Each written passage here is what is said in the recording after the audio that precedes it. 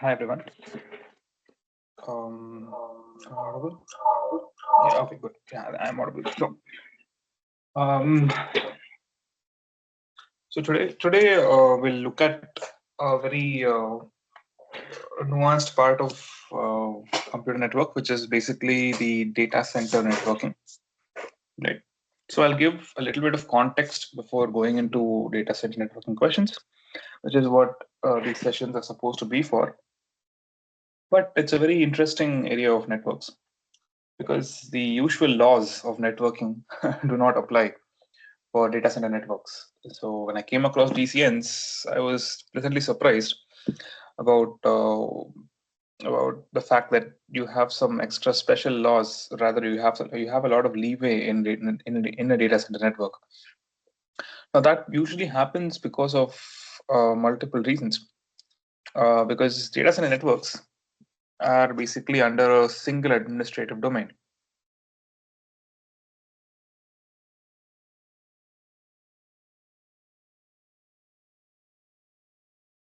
Right?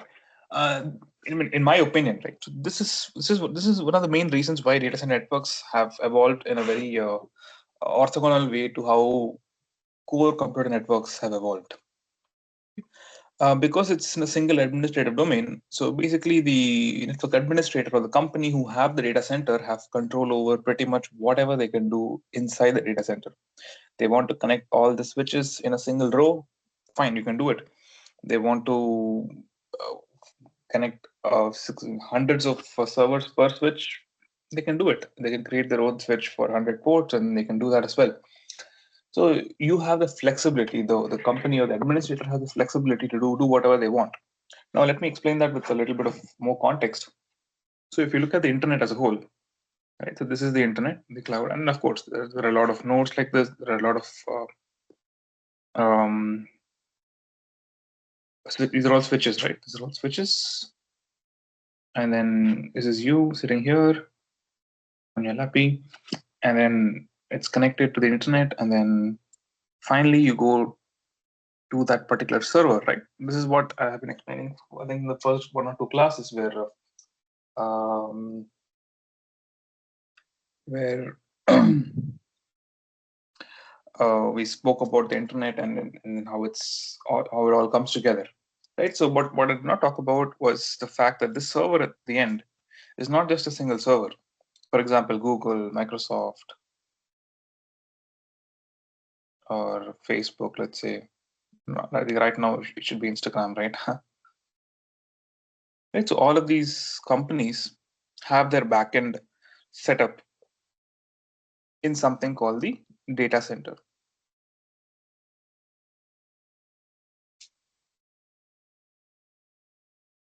So this is the data center, right?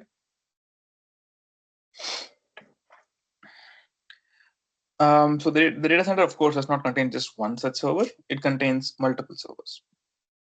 Right. So because you have so much of data, right? You have, how many YouTube videos do you see? I mean, like, pretty much it's kind of like every day people upload data like crazy to the YouTube servers, right? So you have to store a lot of data. So you have multiple servers.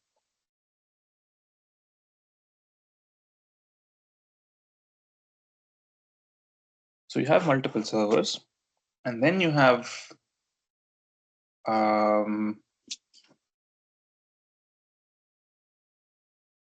you have multiple servers, right? So let's keep it at that. So there is a data center, and then the data center has multiple servers. Now the question is,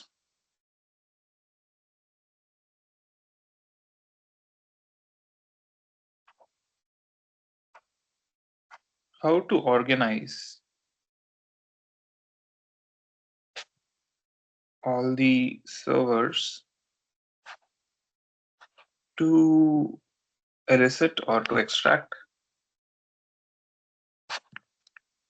maximum network efficiency, right? So of course, so if we have a company, and then I mean, we have some, let's say, 10 servers.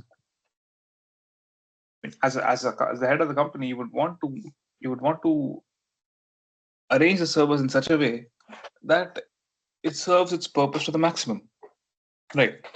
Because all of these servers, right? Let's say 1, 2, 3, 4, 5, 6, 7, 8, 9, 10. So these servers can read and write at a very high speed because they have solid state devices, or rather they have advanced hardware, I mean where they can pretty much throw out a GB per second or TB. I think it's GB per second amounts of data onto the network.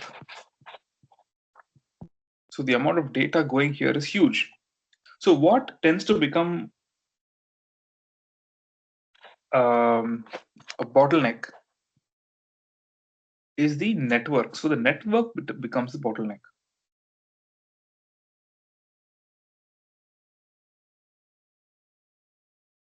More specifically, these switches that connect. Right? So I've just arranged it in a random way right now. It need not necessarily be like this, but of course it is like this. So the switches become bottlenecks here, or the network fabric. You can see the network fabric.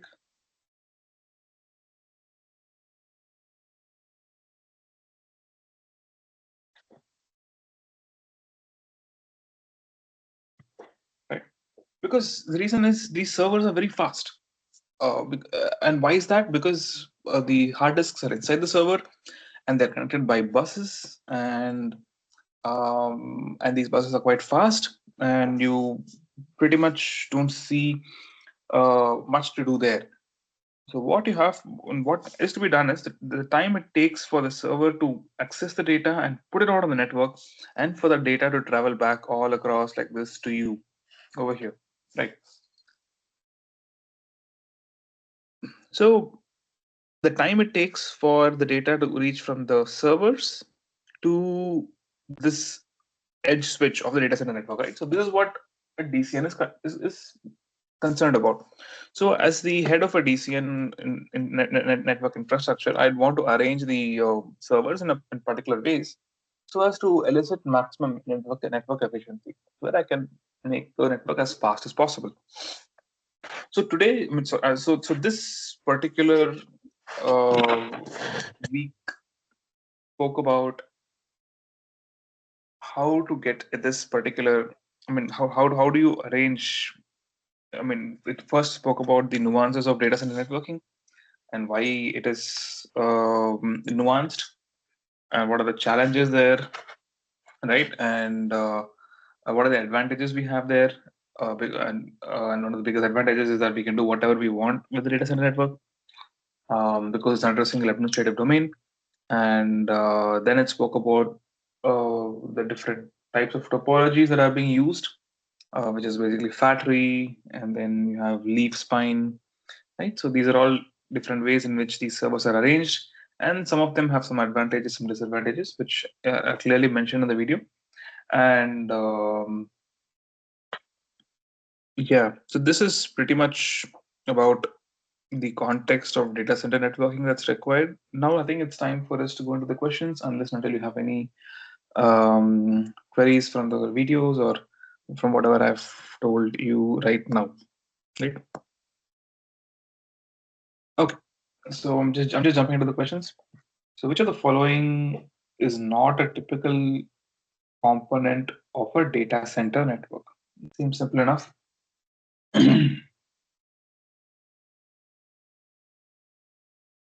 Right, so is it servers, is it network, is it storage, or is it workstations?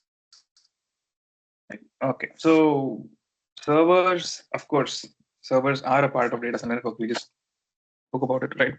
So this is not the answer. Network, of course, data center network needs a network. So this is also a part of data center network. So storage, of course. So servers also have something called storage. So sometimes it's disjoint, sometimes it's aggregated. So basically what happens is there is a rack in which, and this is also explained in the video, by the way, and there are rack servers that are kept, and each of these rack servers have storage as well in them inherently, or you have separate storage racks as well.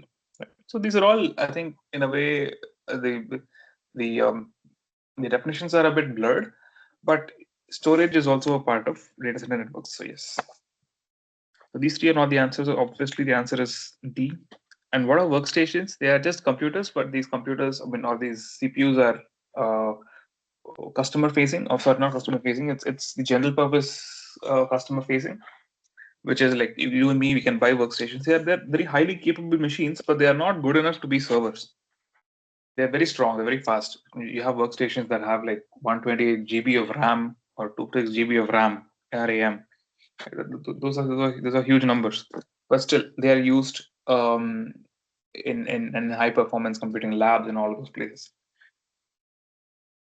right?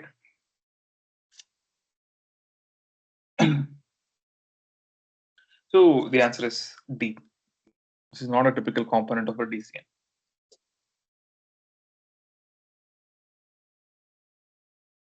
Right. So what is the total number of servers supported by four port switches in leaf spine topology? Right. So I think this was spoken about in the last video.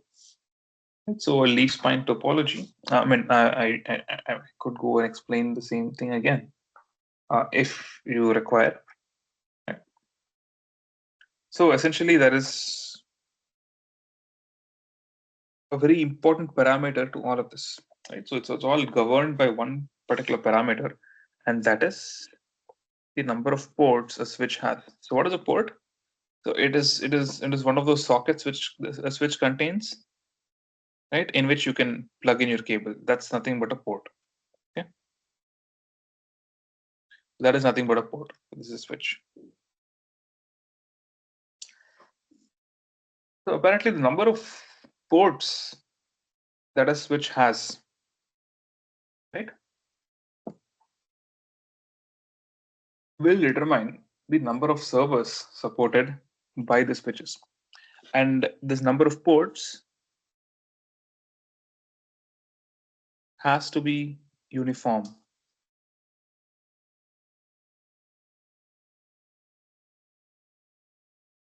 All the switches. Okay. So in leaf spine topology, just keep this formula in mind.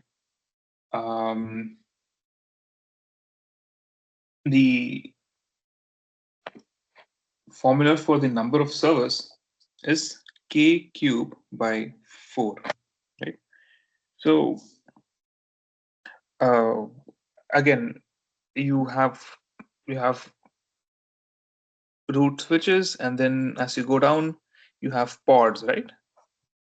You have pods, and each pod has some number of servers connected to each other pod. So they're asking how many servers are there in this level. That's all. That's what it is. Just apply the formula k cube by 4, which is k is 4, right? So 64 by 4, which is, of course, it is 4 square, is 16. So the answer is 16. Simple enough, right? Yeah. So which are the following statements is /r correct about fat tree topology? Okay. So again, fat tree topology is another topology that is discussed in the lecture material. So a fat tree topology has identical bandwidth in any bisection. So this is true. So bisection bandwidth. So you have a topology like this, right? So something like this. So bisection bandwidth is the smallest cut that can divide it exactly into two, right? So that's called the bisection bandwidth. And the fat tree. So this is one of the properties of fat tree topology, and which is something that has identical bisection bandwidth. Bandwidth at any bisection. This is also called bisection bandwidth, right? And then fat tree has different bandwidth at each bisection. No, this is wrong. Fat tree is built with k port analytical switches that support k square by 4 servers. No, this is k cube, right? So the answer is A and D. Right.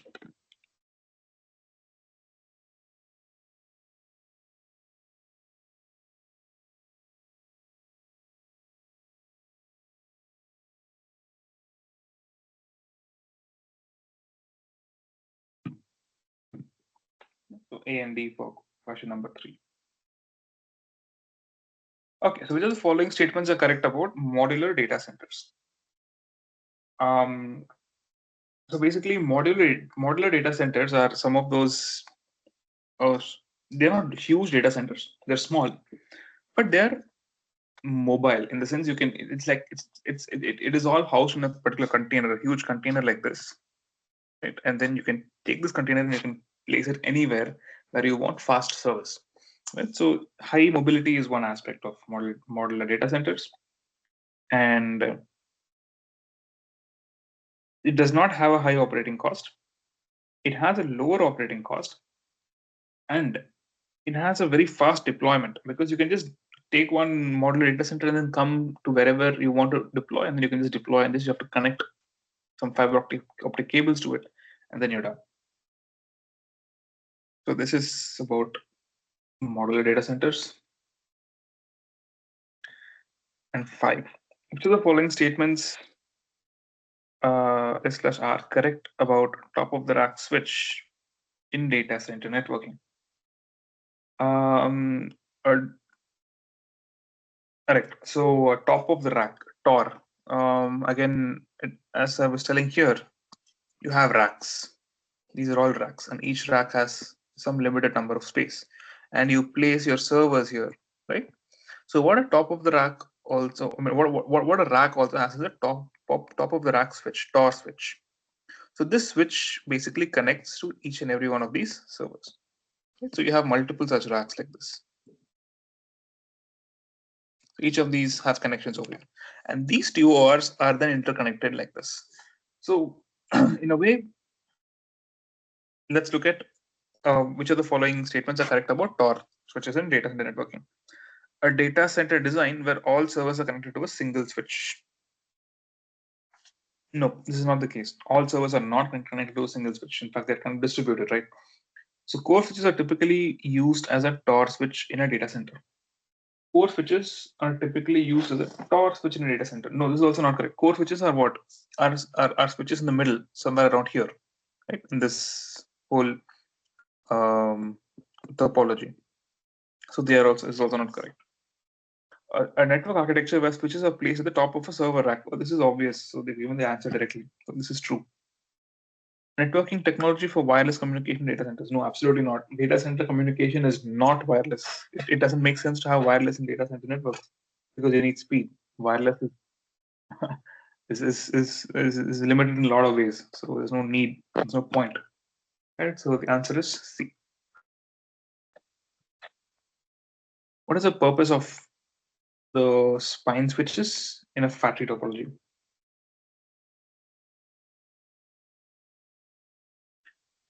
So the purpose of spine switches in a fat tree topology. So what are the options? So A, it is to like spine switches. So spine switches occur in the middle. Right? So there are top switches over here, and then you have the servers also at the bottom. Right? So these are all the spine, which means basically the backbone, right? So what does it do? You can answer this question directly.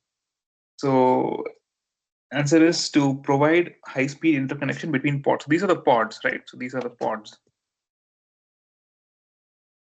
What these spine switches do is they connect these pods with each other. I'm just giving you an example diagram. This is not exactly true to scale. So these pods communicate with each other through the switch. It cannot communicate directly. Right? So that's what fat tree topology does. So in a fat tree topology, spine switches are responsible for interconnecting the various pods. Um, so the design ensures high-speed communication across different parts of the network. Right. So the answer is C. Again, if you look at the other options, right? Option A, to connect servers to the network. So basically, servers connect to leaf switches, not spine switches. Right. So there is a layer below this called leaf switches. Servers are connected to leaf switches, not spine switches. This is wrong. to provide redundancy for core switches. So redundancy can be a byproduct of the topology, but the primary role of the spine switch is to not provide redundancy for core switches, but to pods, not for core switches. So this is also wrong. And aggregation, so aggregation of traffic from edge devices, it usually occurs at leaf layer, and spine switches primarily serve as high-speed interconnects between these layers. Right, so these are all. This is an interconnect between top and the bottom. This spine, right? So this is also wrong. So the answer is six. Sorry, the answer is C.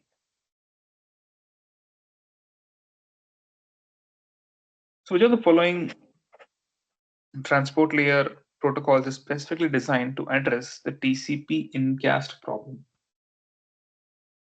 So what is this incast problem? I think it was mentioned in the videos. So essentially what happens is there are switches like this, and then you have so many other uh, switches like this, let's say, and then you have so many. So I'm just drawing a random example. This is nothing to do with the actual topology. So you have so many servers like this. So what happens in TCP is you have all of these servers simultaneously messages at the same time. So when that happens, this aggregate switch or this leaf or the spine switch, right? It suddenly gets overwhelmed with so many messages, so many inbound messages. So this is what is called TCP incast problem. So there was a special type of TCP that was developed. Again, I'm assuming you know what TCP is. If you don't know what TCP is, ask me. I can explain it to you from scratch again. Right. So there's a special type of TCP that was developed called DC TCP. That is the answer. So what is DC TCP? It is data center. Simple data center TCP. That's what's called as DC TCP. Right. So basically, the TCP incast problem, it arises in data centers during many-to-one communication scenarios where multiple servers send data simultaneously to a single receiver. It leads to congestion. So this incast leads to congestion. So DC-TCP is specifically designed to mitigate this issue by employing more efficient congestion control mechanisms. So this basically makes use of the queue. It piggybacks notifications on messages, which gives you the status of the queues of these switches. I don't want to confuse you any further. This is why I'm not going into too much details. Essentially, it notifies the sender about the status of the queues in the aggregate switches or the spine switches, based on which it proactively reduces the rate of sending. So because that's how congestion control works in TCP, right? You reduce the rate of sending from the sender, but you wait for a failure to occur. But what happens in DC-TCP is because you have control over all these switches, you can monitor their queues. And how you monitor their queues is they use multiple ways. They have markings and all that. Let's not go into that. So the top level concept is you monitor the queues, and then you see if the queues are filling up fast. If they're filling up fast, send a message to the sender to reduce this rate of sending. So before an incast can occur, it tends to reduce the pressure on the network or the switches. So that's pretty much how DC-TCP works. And yeah, so the answer is A. So what is DCQCN? So DCQCN is basically designed for congestion control. In RDMA, it's RDMA over conversion. It's they call it ROCE. So RDMA over converged Ethernet, but is not primarily focused on the incast problem. So it's nothing to do with this. So ROCE is RDMA over Ethernet, right? So this is basically what DCQCN was designed for, and it is not a transport layer protocol which addresses TCP incast. So this is also not the case. QUIC is a UDP-based protocol for reducing latency and improving true performance. So QUIC is the other answer to TCP protocol itself, and it was developed by Google, of course. You must all be knowing. So what is the primary purpose of a data center network fabric? Right. Again, fabric is like a cloth. A cloth is what is woven by multiple threads. So here, the parallel is made between clothes and data center, because data center is also having a lot of links, and these links kind of cross each other and they look like a fabric. That's pretty much why they call it a fabric, right? So no need to be confused here. Again, so what are the primary purpose of a data center fabric? To place switches at the top of server rack? No. I mean, you don't need a fabric for that, to place a switch on the top of the server rack. To provide high-speed backbone network that interconnects switches and servers. So this is right. Right? Switches and servers. This is basically what a data center network is consisting of. To manage power and cooling? No, absolutely not. It has nothing to do with that. To provide storage for data center applications? I mean, in a way, you can say D is also right, but it's right in a very long, short way. The storage is basically provided by dedicated storage systems, not by the network fabric as it is. Of course, the fabric helps in in accessing data from the storage. No question there, which is why this could also be right. But it's a very long, short answer. So the definitive answer is B here. You can make a case for D as well, but the answer is B. Right? So now, which of the following statements are incorrect about the end of the row in data center networking? Right. So there is also one more design where you have an end of the row switch, right? This is a different type of design. We have a top of the rack, and this is also something called end of row. So basically, what happens in an EOR? Servers are connected to a switch placed at the end of a row. So the arrangement requires.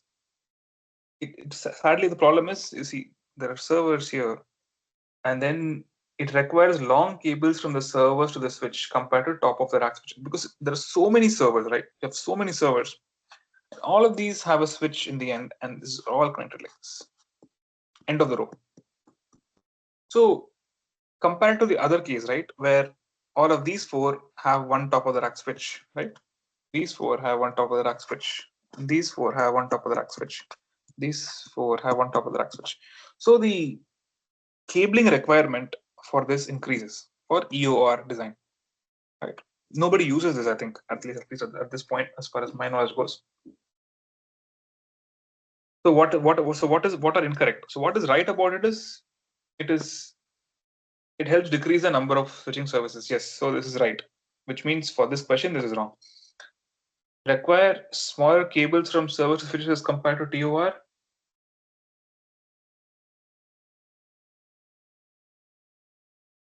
This is right. As far as this question is concerned, lower rack space and cooling power than TOR. No, this is actually right, so it's wrong. For servers in the same rack, layer 2 traffic efficiency in EOR is lower than TOR. So yeah, this is true, which means this is wrong as per this. Correct? It requires longer cables, not smaller. So the answer is B.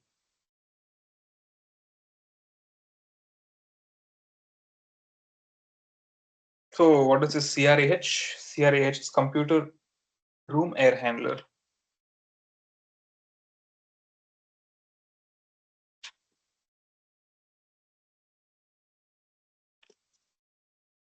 Right. This is computer room air handler.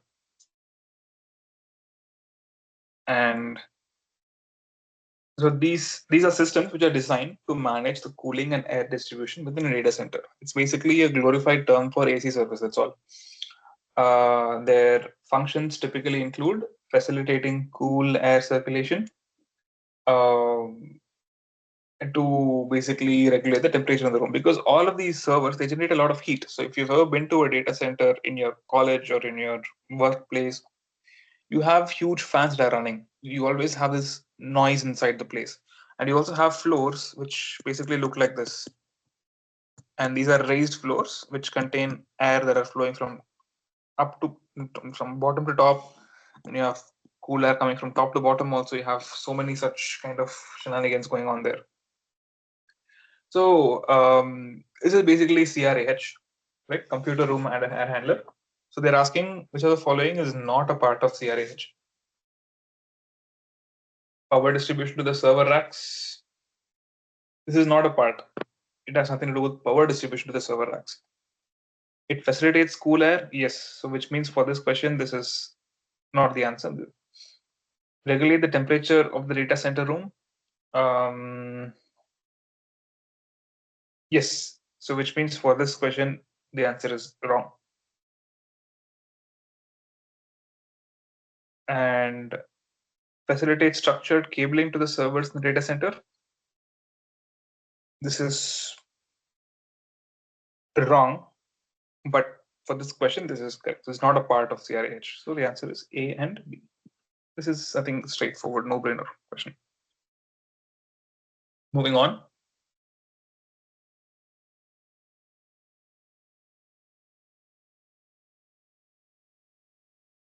We'll once again go to the next set of questions.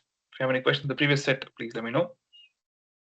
Okay. So what is the purpose of leaf switches in a fat tree topology, right? So you have pods, and then you have leaf switches, and then you have spine, right? And then you have the top root switches. So what is the purpose of this is what is the question.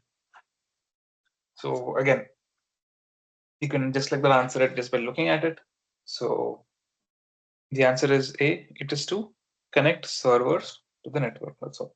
So redundancy is not done by leaf switches. To provide high-speed interconnection between pods is also not done by leaf switches. This is done by spine switches. To aggregate traffic from the edge switches, no, this is also not what it is. It's not an aggregate level.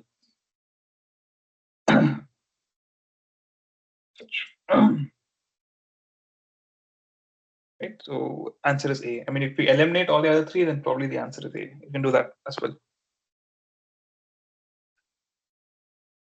So which are the following transport layer protocols is designed to address the TCP head of the line blocking? So basically HOL blocking in TCP is, it happens if one packet is lost and then subsequent packets in the stream are waiting for that one lost packet. So it's all queuing up in the buffer. Right? So this is known as HOL blocking. So this is also there in HTTP. You have, because it's basically what happens is you're waiting for something that is at the front of the line. So everything at the back of the line is waiting to be serviced, but can't be serviced. That's a simple answer. And to address this, Quick came up. It's as simple as it. So how does it do it? It basically multiplexes multiple streams.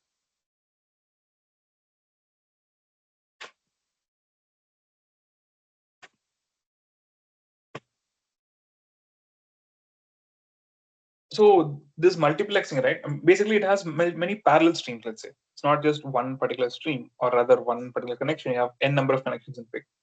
So this design basically allows it to avoid head of the line blocking, because one stream that is being blocked does not stop the other streams from progressing. So this is just like increasing the odds in which head of line blocking in one stream will not affect the other ones. Right? So answer is Quick. And we know what DCTCP, DCQ, and ROC is, because if you know what all these three are, then probably you know the answer. The answer is Quick here. Right? So how does Quick handle connection establishment? So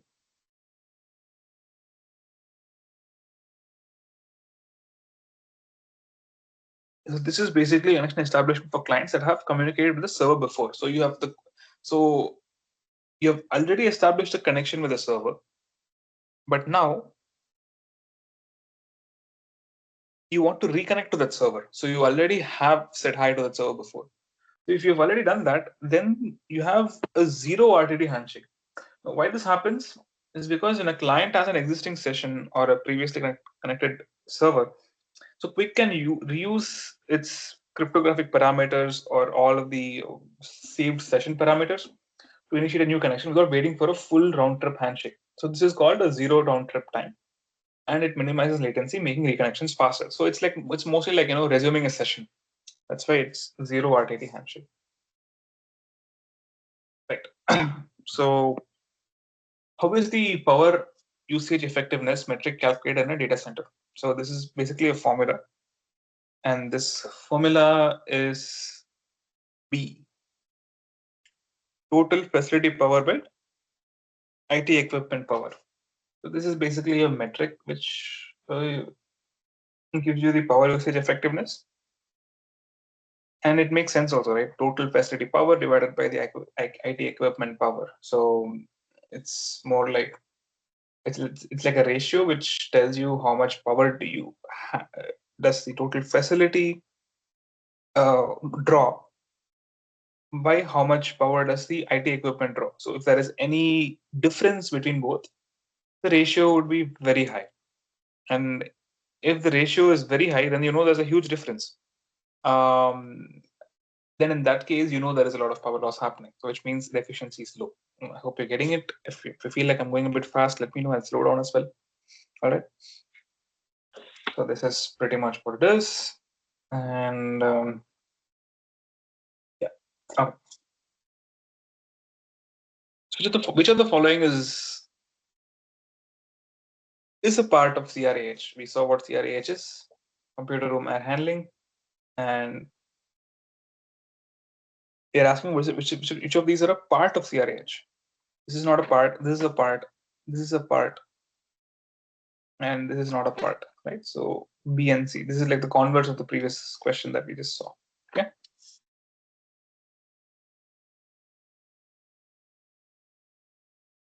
Okay. So we saw something called 1U servers, 2U servers. I mean, we didn't see. It was explained in the videos, right? So you have racks like this. You have spaces. So 1U server will basically, let's say, take 1 unit of this rack space. 2U servers will take 2 units. 3U servers will take 3 units. 4U servers will take 4 units, something like this. So this is 1U, 2U, 3U, 4U. Something similar to this, let's say. So how many 2U servers can a standard data center rack contain? So basically, a standard data center rack contains how many slots? It contains 42 slots. So if there are 42 slots and each 2U server takes 2 slots, how much can you place 42 by 2, which is equivalent to 21? So the answer is 21. Right? So this, you have to remember this number, 42. It is the usual number of racks. 42 unit, right? Okay. And each unit is 1.75 inches in height. So this unit is basically 1.75 inches height. Because that's how it's organized and that's how they measure it. So just keep that in mind. So how many servers can be supported within each pod in a 4-array fat tree? Oh, okay.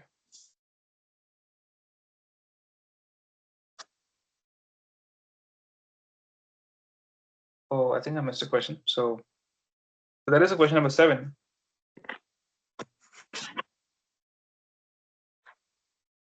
Which of the following is not a typical component of a data center 3.0? So is it A, rack servers, mainframes? Is it C, storage servers? Or is it B, virtualized servers?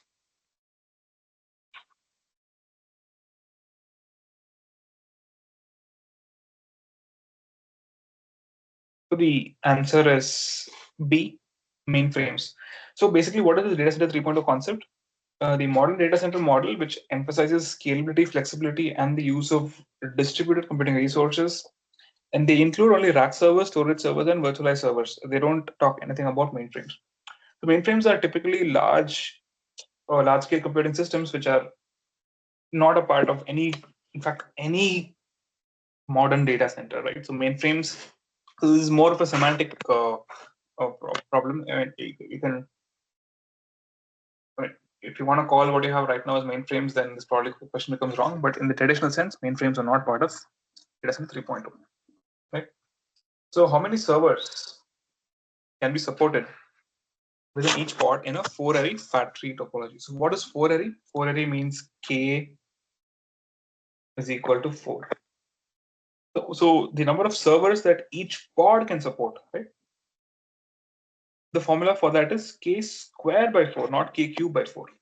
So K square by 4 is 4 square by 4, which is nothing but 4. So it can basically support 4 servers per pod, right? So there are two formulas, K cube by 4 and K square by 4. Okay. Which of the following statements are incorrect about fat tree topology? Incorrect. So incorrect would mean fat tree has identical bandwidth at any bisection. No, it does not. Oh, sorry. At any bisection, yes, it is correct. This is correct. Right? Fat tree has different bandwidth at each bisection. No, this is wrong. So which means this is correct for this question. This is correct. A K-array fat tree consists of K square by 4 pods. Yes, this is basically what we saw upstairs. It is built with K port switches in all layers of the topology. No. So sorry, this is actually correct. So which means this is wrong for this question. So the answers are B and C. Right. So a data center has IT equipment power of 1,200 kilowatts and a total facility power of 1,500 kilowatts. What is the data center infrastructure efficiency? So contrary to what we saw before, this is something called DCIE. DCIE is total IT equipment power. It's a converse of what we saw before. What did we see before? We saw power usage effectiveness, right? So this is facility power by IT equipment power. But here what it is, it's IT equipment power by total facility power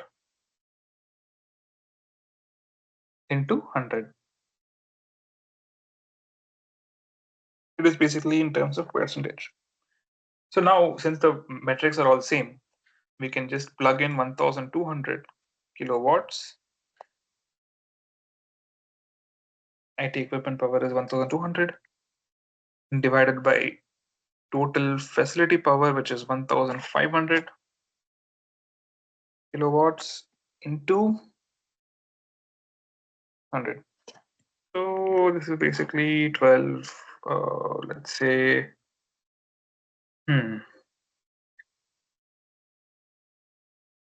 50.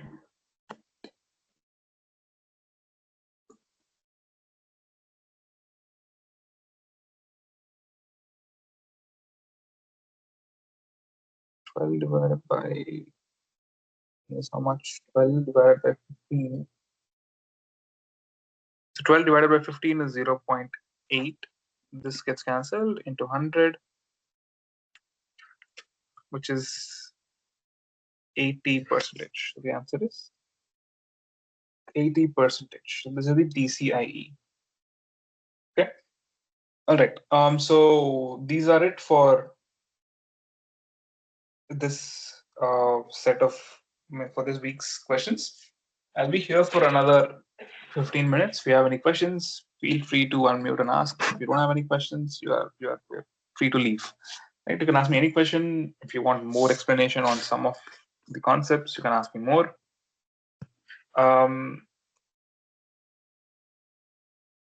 If not, you can leave. All right. Okay. Thank you.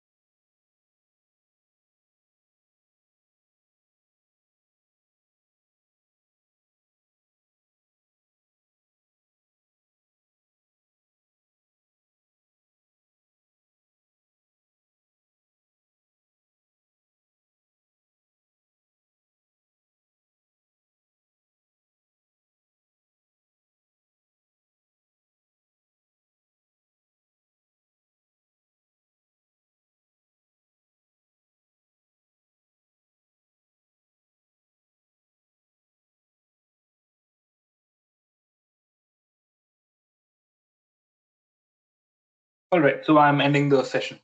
Thank you all.